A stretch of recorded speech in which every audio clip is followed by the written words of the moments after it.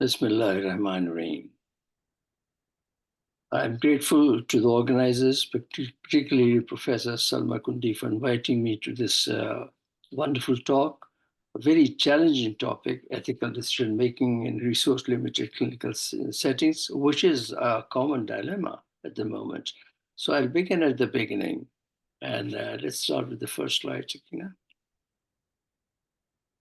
So, because ethics is not taught generally in our medical schools, I thought we'll just briefly talk that what is ethics. It is a branch of philosophy, just like logic, metaphysics, politics, and aesthetics. It guides us to differentiate the ways between good and evil. Next. So in the West, there are certain normative theories that we follow, and these are called deontology, which was initiated by Immanuel Kant, the famous German philosopher. Utilitarianism was introduced by Mills and Bentham, and virtue ethics, which is mighty old, was initially started or given by Plato and Aristotle. Then it faded away for about 2,000 years, and recently Alistair McIntyre revived it. And that is really a virtue ethics is what one should read about. Deontology is duty-based, that you are honor-bound to do certain, duty-bound to utilitarianism. I'll talk briefly in a moment.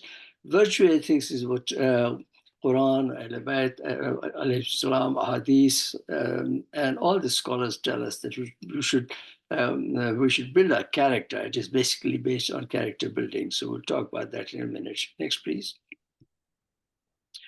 Platonic virtues are four: courage, compassion, phronesis, which is a practical wisdom, which in medical terminology, educational terminology is best called experiential learning, and justice. I'll talk about justice, which is a very important pillar of ethics. Next, please. Justice is a universal principle of all forms of ethics, whether it's religious, global ethics, secular ethics, whatever. It is best defined as giving one what is one's due. This is a wonderful definition because that is what justice is all about. Next, please. There are many forms of justice, but the ones that I've taken are distributive, retributive, punitive, and reformative. I'll talk about distributive in a minute. Retributive is that you give a chance to somebody that, look, you go and come back with improvement. You give a reprimand in a way. Punitive is where you give punishment, but punishment should match with the crime. You should not have excessive punishment for a minor crime. Reformative is which is commonly done in clinical practice. If somebody is defective, well, in terms of clinical skill or whatever, you send him back to a workshop or attend a course or whatever to improve and come back with improvement. So you reform that person. Next, please. Western principles which were introduced by Bitumen and Childress, but we actually wrote a book many years before this. These came to our knowledge much later. I and Professor Zaki Hassan and Shaukat Javed and Niaz wrote a book in 1994. But these principles actually were introduced in the USA, but we don't know about them. These are autonomy, which means khud mukhtari, beneficence, that means you want to give benefit to the mankind with your experience. Non-maleficence, you avoid any kind of harm to the patient. Justice, of course, is the universal principle, like I mentioned. So that's autonomy, beneficence, non-maleficence, and justice.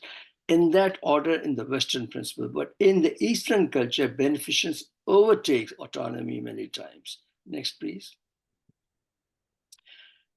Islamic doctrine is from Quran and Sunnah, and this ayat has been repeated in Quran 29 times. Amr bil Maruf wa Nahi anil Munkar.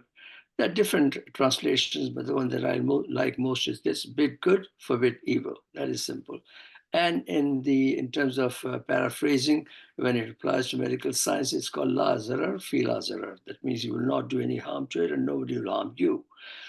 And the principles are al-takrim, that's dignity. Bir means that beneficence. Adil is justice. Ihsan is a superior quality. It's an attribute which is much higher than other, like in Quran, in Surah Rahman, Allah says, al-jaza al-ihsan illa al-ihsan. But above ihsan, there is fazl karam, which is confined only. It's an attribute of Allah only. Next, please. Distributive justice is a concept in ethics that believes in allocation of service based on fairness. fairness and fairness. This I'll talk about in a moment. It addresses questions of how wealth, opportunities, privileged resources are distributed amongst individual groups, aiming to ensure fairness and equity. Remember these were two words, fairness and equity. Next, please. Equality is masawat, and this is what all religions proclaim. Equality means that you give everything to everybody on equal basis. It does not have any concept of priority. If so, the whole community, the entire society should get everything, that resources which you have available on the spot, you distribute them equally. That is equality. It's called masawat. Next, please. Then there is a concept of mawasat, which is also in Islam, that says that equity, that unlike strict equality, equity considers needs and circumstances of persons. If somebody is hungry, you give them food. If somebody is shelterless, you give them shelter. This way you can maximize your benefit, your resources. Because the resources are limited, as we saw during the COVID era, you maximize. Somebody needs oxygen, somebody needs a bed, somebody needs a wheelchair, whatever. You distribute the resources. That mawasat is more applicable in clinical sciences than masawat. Next, please. Utilitarianism is my favorite subject, and I can talk for hours on this particular subject, but I'll just briefly say that it means that the ends can justify the means. Even if the ends may not be, even if the means may not be good, if the end is good, then you can justify it. For example, if you catch a thief or a robber or somebody in the community and you punish him, that by punishing may not be good, but you're saving the community from the harm. And that's why, and in practical terms, it means maximizing the overall happiness or welfare. And if the resources are limited, you want to expand this, maximize the benefits to a larger community instead of confining to one section of the community. Next, please. Next. Fairness is the fundamental principle of distributed justice, that you should be equal, equitable, and fair. Now, fair and resource allocation is a very difficult subject, because who's going to decide whether you're fair or not? Fairness means that you should be transparent, they should be answerable to somebody. Authorities should have some kind of appraisal, audit, annual checkup, all those factors. Fairness is a very wide subject. It's an abstract thing. But when applied to clinical sciences, we have the system of appraisal, annual appraisal, all authorities, licensed bodies. So fairness is an important aspect of distributive justice. Next, please. Then there are needs in the community. I mean, you allocate the resources depending on the need. Somebody needs a wheelchair, like I say, give him the wheelchair. Somebody needs a walking stick, give him a walking. Somebody needs a pair of glasses. You distribute the resources according to the needs. So you have a pool of resources, you distribute them according to the needs of the community. Thus, you can maximize those resources. Next, please. Next. Now, my favorite theory in philosophy in terms of applications in terms of distributive justice or application in medical science is John Rawls' theory of social contract. This is a fundamental thing. It says that level playing field should be given to all. Able-bodied should compete with able-bodied and disabled. John Rawls gave this theory way back in 1940s, and then 1948, when NHS UK came into existence, the formation, this theory was applied. So the first point of contact should be free, and it should be open access. That is the whole concept in John Rawls' theory of social work. If you can apply it, nothing like it. But for that, you need a lot of resources. Next, please. There are practical examples of distributive justice we saw during the COVID-19. When the COVID-19 hit us, we didn't know what to do. So we had limited supplies of oxygen or PPE or whatever was available. We had to distribute, and everybody was jumping onto it. A friend of mine, a classmate, died because he had no facility, this equipment was not available, nothing to save his life. He perished. But in recent times, COVID-19 taught us many things in terms of maximizing the benefits when you have limited resources. Next, please.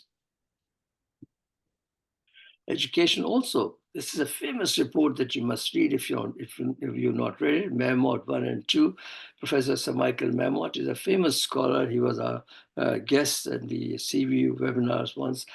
He did a comparative study between North and South of England on different parameters, socioeconomic factors, geographical location, poverty, family status, etc. This applies typically to Pakistani conditions. You should read them and learn a few lessons from it. It's fantastic. You can learn and draw lessons from it, how to equate, how to improve the quality of life generally, how to distribute the resources on uniform basis, on the basis of fairness and equity. Next, please. There are limited channel funding is a common problem, but this is universal. I think, I mean, we know that, Pakistan has only 1% of GDP, UK is 9%, USA is 17%, so forth. You can't compare. Funding is always a problem, and demand is always increasing because people are wanting more and more. I see in clinical practice, in my field also, if you have a hearing aid, which you give the NHS gives, he wants a better one, which should be more sophisticated. So I think demand and supply have to be equated, and you are the judge. You have to decide based on your conscience. Conscience is the inner force which is applied in the form of justice, which is a tangible form of conscience. Next, please. Then there are questions of prioritizing. If you have limited resources, you want to have high impact interventions, you have to prioritize them. Use evidence-based practice. The new terminology which has come up in education was introduced by Magdalena Patricio, a very famous professor of Portugal. She was our guest in one of the webinars. She calls evidence-based education, which is the new thing. That means even in education, in clinical education, you have to apply the resources according to the evidence that's available, which one is better than the other one, and so forth. Thus, you can maximize the benefit, maximize the resources, and give the benefits to a larger community, depending on the evidence that you have gathered. Next, please. Then the role of community, very important factor. I think this is one factor which is changing the picture of NHS in the UK. Capacity building through NHS, through community involvement. And if we can spread out service, like outpatient services can go out to the community and inpatient remains in the hospital and so forth. Then engaging patients in their care. A lot of these patients, particularly in the UK and USA, they're educated, they know their responsibilities. And same applies to Pakistan and other places also. If you engage the patient, they will know the limitations and they will not demand excessively. I can assure you there's a lot of understanding the patients have. Next, please. Then telemedicine and mobile, that has changed the complexion of game altogether. This is the silver lining which we snatched out of the black clouds of COVID-19. Mobile health, mobile learning, micro learning, Anki's, flashcards, and all these are coming up in education that the younger crowd is using in the UK, and I'm sure in Pakistan also. Then you have to find cost-effective solutions for remote areas like Tibet and Gilgit and Baltistan, northern territories where you cannot reach. And of course, telehealth is being provided there by many. CB is doing a lot of courses. We do courses in Iraq, for example, and different areas of Pakistan also. This is a wonderful digital platform, is a wonderful thing that you can use. The new terminology which is coming up in education, apart from pedagogy and andragogy, new terminology is called technogogy, that you combine technology with education and healthcare. Next, please. Distance learning, which is, like I just mentioned to you, it's becoming a common thing, online education, flip classrooms, of course, and micro learning, Ankis, MOOCs, flashcards. The lectures have become very, very, I think, almost redundant. There's no lectures or classrooms that become redundant. The books are becoming redundant because by the time the books come out, the material is already obsolete. I think I'm almost there. And I've got a couple of more minutes, so I'll finish. So distance learning is a very important thing. Look at the new technologies which are coming up. You can expand your service in terms of clinical education and clinical resources. Next, please. Partnership and collaboration with the NGOs. Pakistan has so many NGOs and so much charity goes on in Pakistan. Not a situation we can utilize these services for leveraging your resources and expertise. Hire people from abroad, online services, online courses. I mean, that is how you can benefit from the contract that you have. Just see you, Sadiq Virtual University at your service anytime for clinical and educational programs. And we are starting the MOOCs shortly, so you're welcome to join us. Next, please. In fact, you can be partners in that if you like. So remember this terminology, masawat and mawasat. I feel mawasat is much better because you can facilitate the limited resources as one gets what one needs. And therefore, you can maximize the resources within the limited capacity. Next, please. I think I should be towards the end. This is the book that we just published. I mean, I was the chief editor, and Sakina helped me as an assistant editor in this. It was 1,400 pages, 40 authors, took 6 years, but have a copy in your library.